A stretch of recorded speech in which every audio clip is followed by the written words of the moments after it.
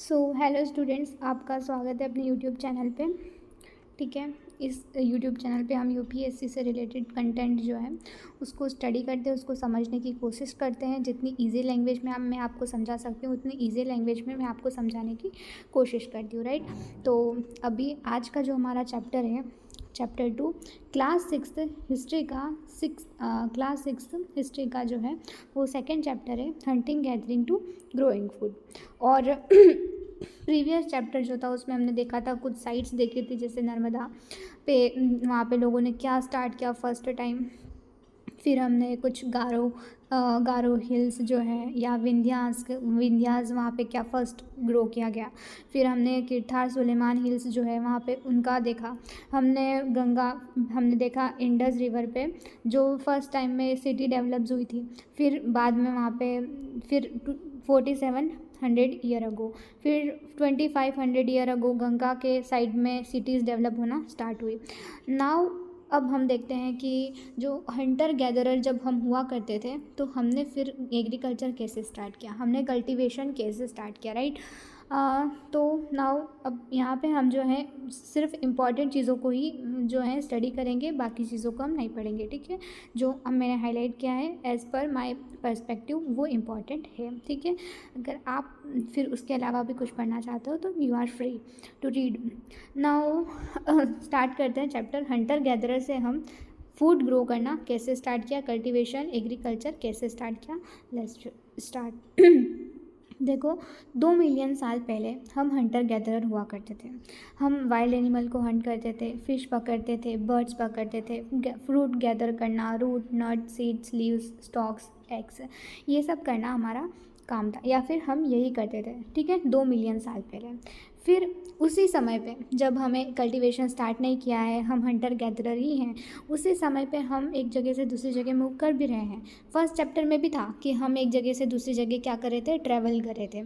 तो वो ट्रैवल जो था वो उससे आगे वाला समय, जब हम हंटर गैदरर से जब एक कल्टीवेशन स्टार्ट करेंगे, तब जब ट्रैवल करेंगे लोग तो वहाँ पे रिलीजियस टीचर भी होंगे, वहाँ पे ड्रॉट डिज़ास्टर से बचने के लिए भी लोग जाएंगे, लाइवलीहुड के लिए भी जाएंगे, ठीक है, और एडवेंचर के लिए भी जाएंगे।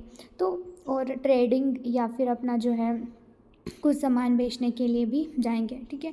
तो अभी जब हम हंटर गैदरर हैं तब लोग मूव कर रहे हैं एक जगह से दूसरी जगह, उसका कारण क्या है। फर्स्ट रीज़न ये है कि अगर लोग एक जगह पे रहते लंबे समय के लिए तो वहाँ पे जितना भी उनका रिसोर्स था खाने का या एनिमल्स जिस पे वो डिपेंड थे, एनिमल है प्लांट है, तो वो सारी चीज़ें जो है वो अगर लंबे समय तक वहाँ पे वो रहते तो वो सब चीज़ें ख़त्म हो जाती, क्योंकि वो उन सब चीज़ों को क्या करते, कंज्यूम कर लेते एक तरीके से वो चीज़ें, क्योंकि वो कुछ ग्रो तो कर नहीं रहे हैं वहाँ पे, जो भी अवेलेबल है उन सबको वो अगर ख़त्म कर देंगे तो वहाँ पे बचेगा क्या। इस वजह से उनको क्या करना पड़ता, एक जगह से दूसरी जगह मूव करना पड़ता। That was the first reason. दूसरा रीज़न ये है कि अगर वो एक जगह उनका कारण क्या है एक जगह से दूसरी जगह जाने का, कि उनके जो भी उनका जो भी प्रे है, प्रे मतलब होता है शिकार या एनिमल जिसको भी वो शिकार करते थे, तो प्रे का मतलब होता है हिंदी में शिकार। एंड अगर उनका जो प्रे है वो एक जगह से दूसरी जगह जा रहा है, इन केस ऑफ अगर डियर है या वाइल्ड कैटल है या ग्रास और लीव्स की सर्च में वो एक जगह से दूसरी जगह जा रहा है, तो जो इनको हंट करेगा एज अ ह्यूमन, उसको भी उनको फॉलो करने के लिए क्या करना पड़ेगा, उसको भी एक जगह से दूसरी जगह ट्रैवल करना पड़ेगा, मूव करना पड़ेगा। तो ये मूवमेंट किसके कारण है, ये मूवमेंट है प्रे के सर्च में। तो पहला रीज़न तो ये है कि अगर वो एक जगह पे रहते लंबे समय के लिए तो सारी चीज़ें वो रिसोर्सेज ख़त्म हो जाते, इस वजह से उन्हें मूव करना पड़ता। दूसरा रीज़न ये है कि अगर उनके प्रे जो हैं उनके सर्च में भी उन्हें जो उनको हंट करा है उनको फॉलो करना पड़ेगा, ठीक है, तो उसके लिए भी उन्हें मूवमेंट करना पड़ता। नाउ थर्ड रीज़न जो है वो ये है कि ट्रीज़ और प्लांट, क्योंकि वो ज़्यादातर डिपेंड इन पे ही थे, ना वो कल्टीवेशन कर रहे थे ना एग्रीकल्चर कर रहे थे। तो जब ये इन पे डिपेंडेंट है तो ये अलग अलग सीज़न में कुछ प्लांट कुछ ट्रीज़ ऐसे होते हैं जो कि एक पर्टिकुलर सीज़न में क्या देते हैं, फ्रूट्स देते हैं।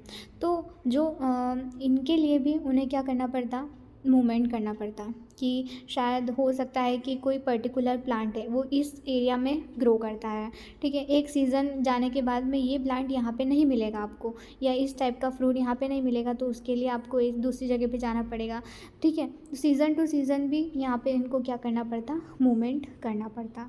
दूसरा कारण जो है ये है कि प्लांट और एनिमल को चाहिए वाटर सर्वाइव करने के लिए। प्लांट हो या एनिमल हो या ह्यूमंस भी हों, तो उन्हें वाटर चाहिए होता है अपने सर्वाइवल के लिए। और वाटर कहाँ पे मिलेगा आपको, लेक्स है, स्ट्रीम्स या रिवर के पास में। तो ये ज़्यादातर ऐसी जगह ढूंढेंगे जहाँ पे इनको आसानी से वाटर अवेलेबल हो, ताकि वहाँ पे इनको एनिमल्स भी मिल जाएगा, वहाँ पे इनको प्लांट्स भी मिल जाएंगे उनके सर्वाइवल, इनके कंज्यूम करने के लिए, ठीक है। तो देखो कितनी अच्छी बात है कि ये डिपेंडेंट है किसके ऊपर, एनिमल के ऊपर, और एनिमल किसके ऊपर, वाटर के ऊपर। तो दैट इज़ द थिंग कि जहाँ पे वाटर होगा वहाँ पे एनिमल्स भी मिल जाएंगे और वहाँ पे ह्यूमंस भी मिल जाएंगे, ठीक है। तो दैट इज़ द थिंग। तो इनके मूवमेंट का पहला कारण जो था वो ये था कि पहला तो अगर एक जगह पे लंबे समय तक रखे तो वो उनका सारा रिसोर्स ख़त्म हो जाएगा। दूसरा कारण ये है कि इनको मूव करना पड़ेगा अपने प्रे को ढूंढने के लिए, अपने जो हंटिंग कर रहे हैं, जिसे भी ये सोर्स मानते हैं फूड का, उसे अगर वो मूव कर रहा है तो इन्हें भी करना पड़ेगा। तीसरा है, अगर सीज़न बदलेगा तो अलग अलग पर्टिकुलर प्लांट या फ्रूट जो है उस तरीके के सीज़न में ग्रो करेंगे, तो इस वजह से सीज़न टू सीज़न भी इन्हें मूव करना पड़ेगा।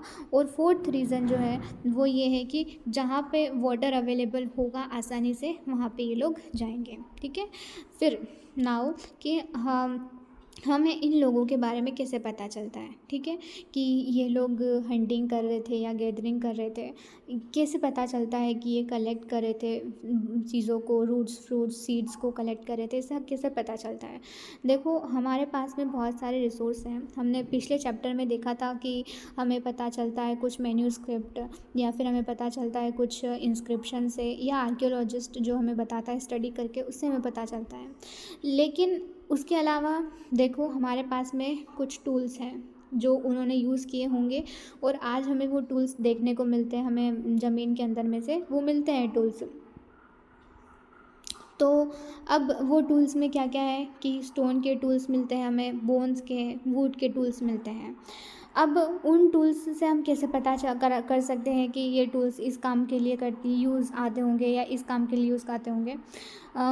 देखो पहली बात तो जो स्टोन के टूल्स हैं उनका यूज़ शायद वो मीट को कट करने के लिए, बोन को, या बार्क स्क्रैप करने के लिए, मतलब कि जो पेड़ की छाल होती थी, ये पेड़ समझ रहे हैं आप, और इसकी जो ये छाल होती है इसको स्क्रैप करने के लिए भी वो यूज़ करते थे स्टोन के, उसको ये छाल से शायद कुछ बनाते होंगे, कुछ इनका काम करते, कुछ अपने हाइट्स बनाते होंगे, एनिमल स्किन्स को के उसको कट करने के लिए, या उसके लिए भी ये यूज़ करते होंगे, फ्रूट को चॉप करने के लिए।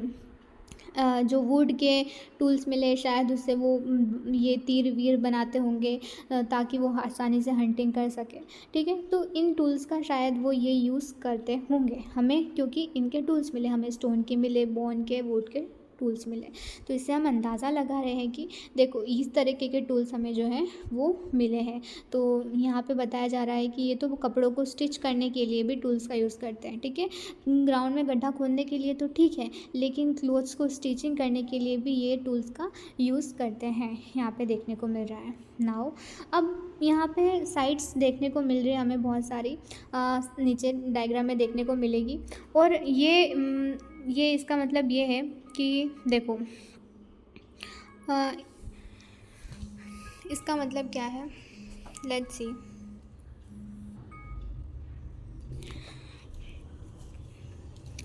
सॉरी थोड़ा डिस्टर्बेंस हो रहा था। नाउ ये जो साइट्स है इसका मतलब कि बहुत सारी साइट्स मिलेगी इस चैप्टर में हमें, लेकिन मेन चीज़ ये है कि ये साइट्स हमें वहीं पे मिलेगी जहाँ पे वाटर अवेलेबल, जहाँ पे रिवर होगी, जहाँ पे लेक्स होंगे, और वाटर कहाँ पे, रिवर्स में, लेक्स में। तो ये साइट्स हमें कहाँ पे मिलेगी, ज़्यादातर हमें ये मिलेगी वाटर के सोर्स, मतलब रिवर या लेक्स के आसपास मिलेगी, राइट। जैसे कि इसमें कुछ साइट्स दे रखी है, लेट्स दैट इज़ फॉर मतलब बहुत ज़्यादा इम्पॉर्टेंट है हमारे लिए, क्योंकि यहाँ पे याद रखने की ज़रूरत है कि कौन कौन सी पेलियोलिथिक साइट्स हैं। और इसमें कुछ पेलियोलिथिक साइट्स दे रखी है, जैसे कि कुरनूल केव्स हैं, या हुंसगी है, या भीमबेटका है, और इसके ऊपर भी कुछ साइट्स हैं। इसके ऊपर नहीं है कुछ भी। 3 साइट्स हमारे पास में पेलियोलिथिक, एक तो भीमबेटका है, कुरनूल है और हुंसगी। ये 3 साइट हमारे पास में जो है वो पेलियोलिथिक साइट्स है, राइट। याद रखना, क्योंकि यूपीएससी में क्वेश्चंस आ सकते हैं कि कौन कौन सी पेलियोलिथिक साइट्स है। आए तो नहीं अभी तक, लेकिन यूपीएससी कुछ भी पूछ सकता है। नाउ द नेक्स्ट थिंग कि नियोलिथिक साइट कौन कौन सी है। पायमपल्ली है, या फिर हल्लूर है, कोलदेवा, महागरा, चिरांद है, दजोली, हदिंग है। उसके ऊपर भी कुछ साइट्स जैसे कि बुरज़ाहोम और मेहरगढ़ है, ये भी नियोलिथिक साइट्स है। तो याद रखना है कि कौन कौन सी पेलियोलिथिक है और कौन कौन सी जो है वो नियोलिथिक है। कुछ मेगालिथिक साइट्स भी है। मेगालिथिक साइट्स का मतलब होता है कि आगे आपको देखने को मिलेगा कि मेगालिथ क्या होता है, एक बड़ा सा पत्थर होता है जो कुछ ब्यूरियल साइट्स होती है उसके आसपास ये पत्थर रखे जाते हैं बड़े बड़े, और ताकि उसकी पहचान हो सके कि ये ब्यूरियल साइट है, ठीक है। तो उस टाइम पे लोग उस जो लोग दफनाते थे उसके आसपास बहुत सारे बोल्डर्स, पत्थर्स रख देते थे ताकि उनको पहचान रहे उस चीज़ की कि ये ब्यूरियल साइट है। तो उसी को मेगालिथ साइट भी बोला जाता है, ठीक है। तो मेगालिथ साइट जो है वो कौन कौन सी है, जैसे कि आदिचनूर है, ब्रह्मगिरी है। आई थिंक ये 2 ही है सिर्फ, हाँ। और उसके बाद में नेक्स्ट जो है अर्ली विलेजेस कहाँ पे सेटल हुए पहली बार, ईमान गांव है। और ऊपर जो है बस एक ईमान गांव ही है, ठीक है, एक ईमान गांव ही है पे। और कहाँ पे मॉडर्न सिटीज़ डेवलप हुई वो भी आपको ध्यान रखने की ज़रूरत है इस मैप में से, ठीक है। नाउ अब हमने देखा कि ये साइट्स हमें मिली अलग अलग, कुछ पेलियोलिथिक साइट, कुछ नियोलिथिक है, ठीक है। कुछ जहाँ पे अर्ली सिटीज़, यहाँ पे विलेजेस थे वो मिले हमें। लेकिन अब ये साइट्स होती क्या है, क्या हमें पता है कि ये साइट्स होती क्या है, ये आगे देखेंगे। ये देख लिया हमने पिछले चैप्टर में कि साइट्स जो होती है वो जहाँ पे हमें रिमेन्स मिले चीज़ों के, वो साइट्स होती हैं। अब यहाँ पे दिया गया है कि कुछ हमें पेंटिंग्स मिली हैं, केव पेंटिंग्स मिली है हमें। केव के बाहर जो, जैसे कि ये केव है और इसके ऊपर अगर कुछ पेंटिंग की गई उसे केव पेंटिंग कहते हैं। तो अगर आपको बेस्ट एग्जांपल देखना है केव पेंटिंग का तो आपको मध्य प्रदेश और साउदर्न यूपी में देखने को मिलेगा। ये हमारा पूरा मैप है, और ये एमपी, यहाँ पे यूपी भी मिल जाएगा आपको। और इस यूपी में जो है इसके नॉर्थ में आपको मिलेगी बेस्ट पेंटिंग, ठीक है। अब भीमबेटका जो है आज की सबसे ओल्डेस्ट साइट है एमपी की, ओल्डेस्ट साइट। और उसमें भी क्या है कि केव और रॉक शेल्टर्स मिलेंगे आपको, ठीक है। ये बात ध्यान रखने की है कि भीमबेटका ओल्ड साइट है और वहाँ पे आपको केव्स और रॉक शेल्टर्स, जैसे कि ये केव देखने को मिल रहे हैं आपको इस तरीके से, हाँ। तो साइट्स मैंने बताया कि साइट्स क्या होती है। तो साइट्स ऐसे प्लेसेस होते हैं जहाँ पे हमें चीज़ों के रिमेन्स मिले, जैसे कि वो टूल्स हो सकते हैं, वो पोर्ट्स, बिल्डिंग्स हो सकती है, राइट। जो जिसके भी हमें रिमेन्स मिले, टूल्स है, पोर्ट्स, बिल्डिंग्स है, उनको हम साइट्स कहते हैं, ठीक है। वो लोगों ने उस टाइम पे दफना दी होंगी, शायद अर्थ के अंदर ज़मीन में दफना दी होंगी, और आज जब हम उनसे खोदते हैं तो हमें वो चीज़ें मिलती हैं, ठीक है। तो वही चीज़ों के रिमेन्स जहाँ पे मिले, जिस प्लेस पे हमें चीज़ों के रिमेन्स मिले उसको हम साइट्स कह देते हैं, राइट। इसको भूलना नहीं है। अब कुरनूल जो है वो आंध्र प्रदेश में पड़ता है। याद रखना कि कुरनूल जो है वो आंध्र प्रदेश में है, राइट, आंध्र प्रदेश में है।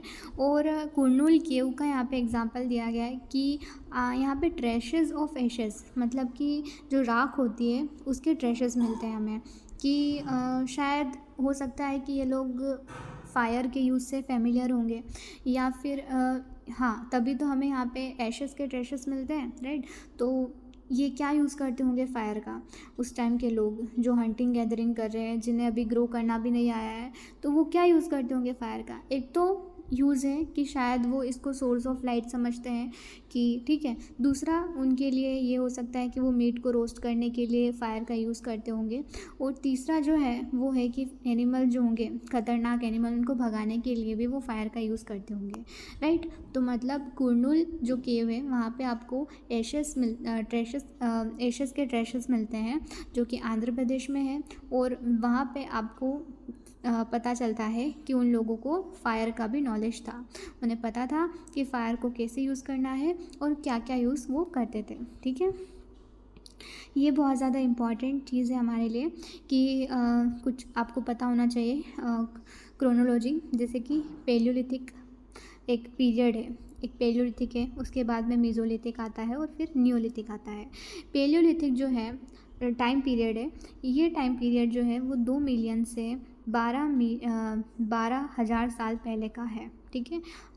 एक ये जो पेलियोलिथिक है वो है 2 मिलियन ईयर अगो से 12,000 ईयर अगो तक का टाइम जो था वो टाइम पीरियड जो था वो पेलियोलिथिक टाइम पीरियड है। उसके बाद में 12,000 से 10,000 साल तक का जो टाइम पीरियड था उसे मेसोलिथिक कहते हैं, ठीक है। और फिर 10,000 से अभी तक का जो टाइम पीरियड चल रहा है उसे हम नियोलिथिक कहते हैं, ठीक है। उससे हम नियोलिथिक, तो समझ में आया। पेलियोलिथिक सबसे ओल्डेस्ट टाइम पीरियड बोल सकते हैं, इसे ओल्ड स्टोन एज भी बोलते हैं। फिर ये जो मिडिल स्टोन एज है मेसोलिथिक, और न्यू स्टोन एज को हम नियोलिथिक कहते हैं, ठीक है। ओल्ड स्टोन एज क्या है? पेलियोलिथिक। पेलियोलिथिक क्या है? Old stone age. फिर मेसोलिथिक क्या है? Middle stone age. और फिर आपका जो है नियोलिथिक जो है वो न्यू स्टोन एज है, राइट। तो ये बात ध्यान रखने की ज़रूरत है, और इनका टाइम पीरियड भी कौन सा किस टाइम पीरियड से लिंक है वो भी आपको पता होना चाहिए। दूसरा इसमें ये है कि हमारी जो 99% ह्यूमन हिस्ट्री जो है वो सिर्फ पेलियोलिथिक में मिलती है।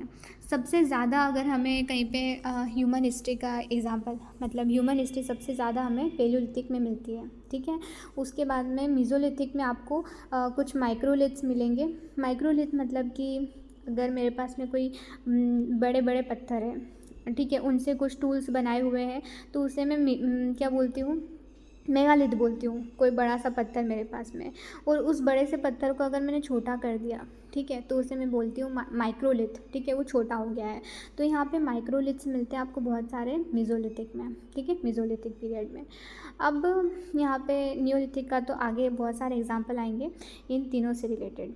चलो देखो, 12,000 साल पहले का time period, around 12,000 year ago, मैंने बताया कि 2 मिलियन साल पहले से 12,000 तक का जो टाइम पीरियड वो पेलियोलिथिक था। लेकिन यहाँ पे बताया जा रहा है कि 12,000 से, तो 12,000 से जो 10,000 तक का टाइम पीरियड था वो कौन सा था? वो मेसोलिथिक था।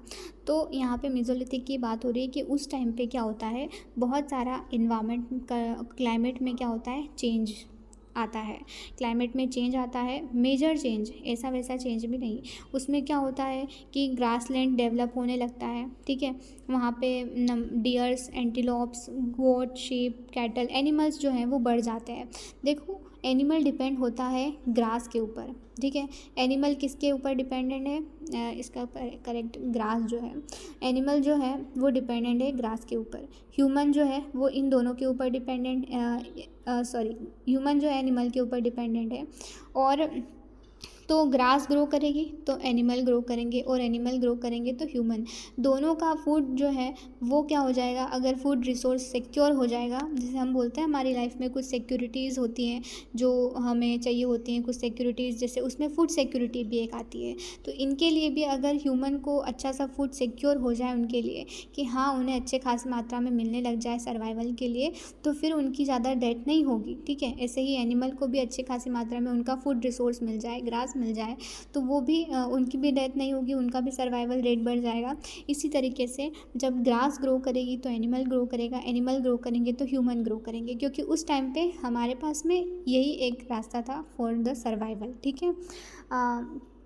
नाउ चलो आगे बढ़ते हैं कि ये इन्वायरमेंट का शिफ्ट पता चल गया कि ये कब हुआ था? मेसोलिथिक पीरियड में हुआ था। 12,000 साल के अराउंड जो है ये चेंजेस आए इन्वायरमेंट में, और उस वजह से आज ये सब कंडीशन देखने को मिलती है। उसी टाइम से जब ये टाइम आया, जब क्लाइमेट में इतना चेंज आया, ये सब चीज़ें ग्रो हुई, तो फिशिंग भी स्टार्ट हुई। फिशिंग इम्पॉर्टेंट हो गई, हर्डिंग, रेयरिंग होने लग गई एनिमल्स की।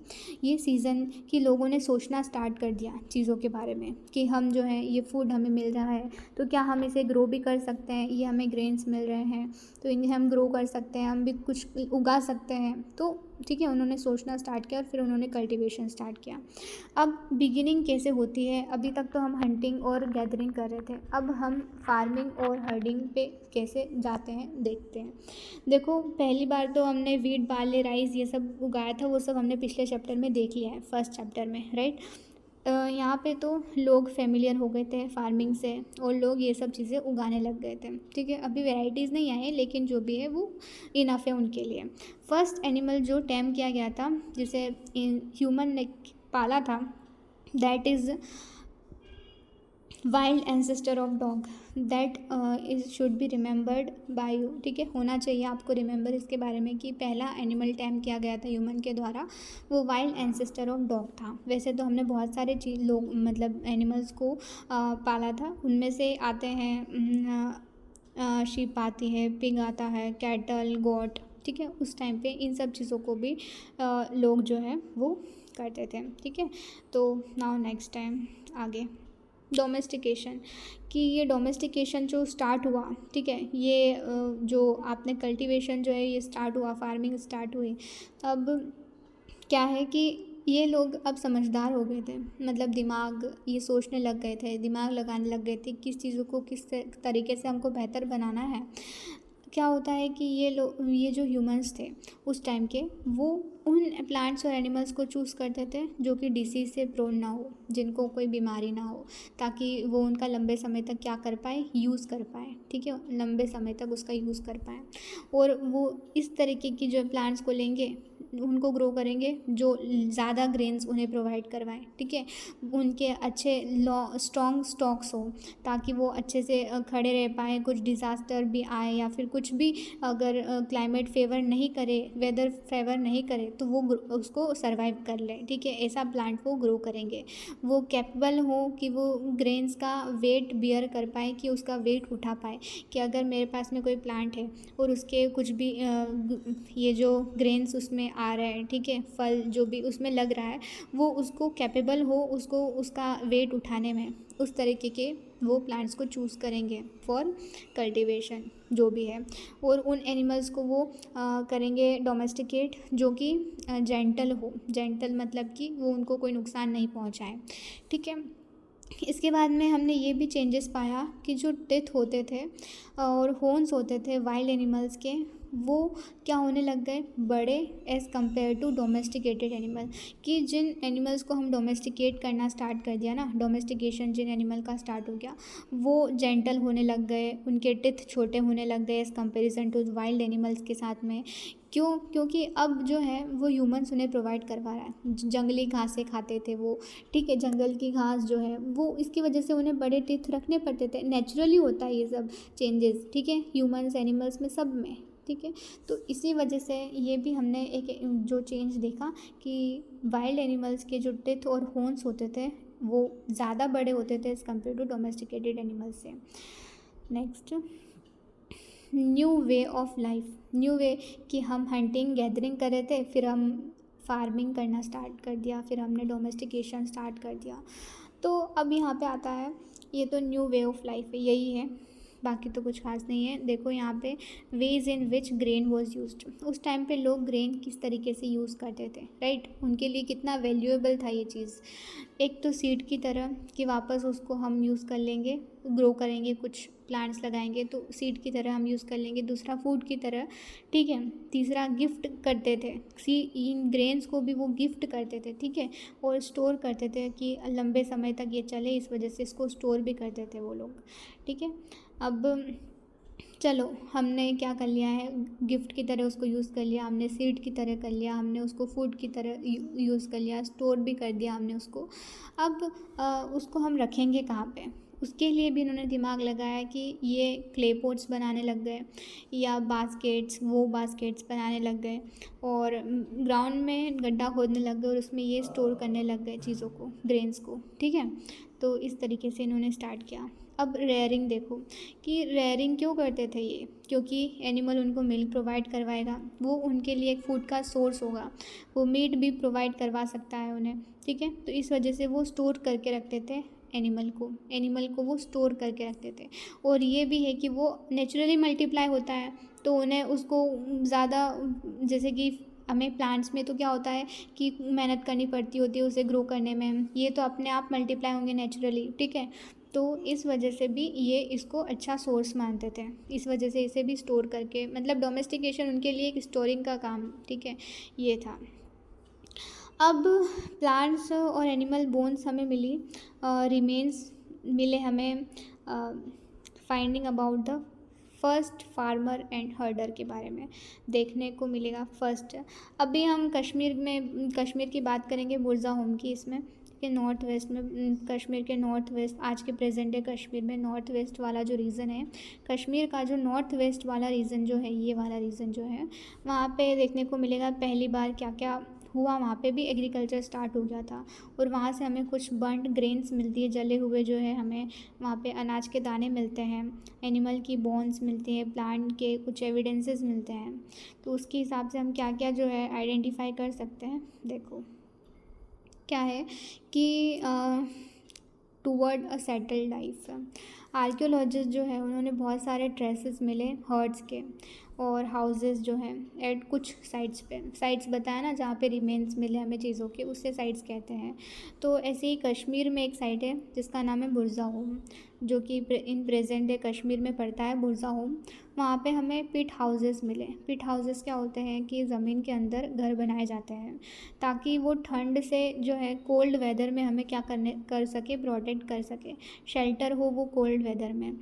और उसमें क्या हो सकता है कि लोग कुकिंग कर सकते थे, अंदर भी और बाहर भी कर सकते थे, ठीक है, बहुत इनसाइड एंड आउटसाइड। उन हट के बाहर भी कर सकते थे, बाहर भी कर सकते। मेन चीज़ बुरज़ा होम की यही है कि वहाँ पे हमें पीट हाउसेस मिलते हैं और लोग जो थे वो कुकिंग कर सकते थे, इंडोर आउटडोर दोनों तरफ। नाउ ये तो चलो बुरज़ा होम की बात हो गई। अब कुछ अलग चीज़ें हमने मीज़ोलिथिक की देखी कि उसमें हमें क्लाइमेट चेंज देखने को मिला, उस वजह से ही ग्रेन्स हुए और फिर कल्टीवेशन, फार्मिंग, हर्डिंग स्टार्ट हुई। अब क्या होता है, नियोलिथिक की बात करते हैं। नियोलिथिक में क्या है कि हमें मोर्टार्स और पेसल्स मिलते हैं। इनको हम यूज़ करते थे ग्राइंड करने के लिए ग्रेन्स को, ठीक है, ग्रेन्स को। अब लोग क्या करने लग गए हैं, सब चीज़ों का नॉलेज हो गया है उन्हें कि किसको किस तरीके से यूज़ करना है। वो टूल्स भी बना रहे हैं स्टोन के, बोन के, किसी के भी, तो वो अब उनको फाइन एजेस कर रहे हैं, उनको अच्छा सा शेप दे रहे हैं, ठीक है, उसे अच्छा सा शेप दे रहे हैं, फाइनली उसको कट कर रहे हैं, या जो भी तरीके से उसका यूज़ करना है उन्हें, वो दिमाग लगा रहे हैं उसमें। तो ये आपको जो है वो मोर्टार्स और पेसल्स है और वो इनका यूज़ जो है वो करते थे ग्राइंड करने के लिए ग्रेन को, ठीक है। यही इसमें इम्पॉर्टेंट है कि नियोलिथिक में आपको जो है वो मोर्टार्स और पेसल्स मिलते हैं, जो कि ये टूल्स ग्रेन्स को ग्राइंड करने के लिए यूज़ किए जाते थे। बहुत सारे अर्थन पोट्स भी हमें यहाँ पे मिलते हैं नियोलिथिक साइट्स में जो है। नियोलिथिक साइट अभी हमने मैप देखा था, उसमें बहुत सारी पेलियोलिथिक, नियोलिथिक साइट्स जी, उसमें आपको देखना कौन सी साइट नियोलिथिक मेसोलिथिक है, ठीक है, उसके हिसाब से आपको पता चलेगा। अब चलो ये तो खास नहीं है। नाउ मेहरगढ़ की बात कर लेते हैं कि बोलन पास के पास में पड़ता है, ये एक बोलन पास है, उसके पास में ये पड़ता है आपको मेहरगढ़।